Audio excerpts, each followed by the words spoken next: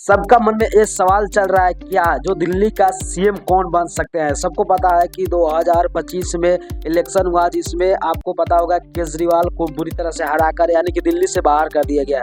तो मैं आपको बता दूं कि बहुत सारा न्यूज और रिपोर्टर से पता चल रहा है कि इस साल यानी कि दिल्ली का सीएम देखा जाए तो मनोज तिवारी को नाम लिया जा रहा है, जो मनोज तिवारी को भाई सीएम बना सकते हैं बीजेपी। क्योंकि बीजेपी का अगर देखा जाए तो उनका रवैया के साथ अगर उनका बात विचार से पता चल रहा है, डायरेक्ट मोदी का भी यही इशारे में बात कर रहे हैं कि भाई सीएम बन सकते हैं तो वो मनोज तिवारी, क्योंकि उनके बीच बहावी भी है। अभी तक जहां जितना भी उनने इलेक्शन लड़ा है अभी तक एक भी इलेक्शन नहीं हारे हैं मनोज तिवारी, और संसदीय है जो दिल्ली का संसद है। और इससे एक और बड़ा खबर आ रहा है कि भाई पवन सिंह और मनोज तिवारी को जब दिल्ली में मुलाकात हुआ तो उस सूत्रों से हवाले ये चल रहा है कि भाई पवन सिंह फिर बीजेपी में अपना सकते हैं और बीजेपी में जा सकते हैं और बीजेपी का फिर प्रचार प्रसार कर सकते हैं। तो क्या लगता है आप लोग एक छोटा सा कमेंट कर देना, क्या सच में पवन सिंह बीजेपी में फिर वापस आ सकते हैं? अगर पवन सिंह का फैन हो तो कमेंट कर देना, नहीं होगा तो चैनल को सब्सक्राइब को लाइक कर देना। बाय, मिलता हूँ।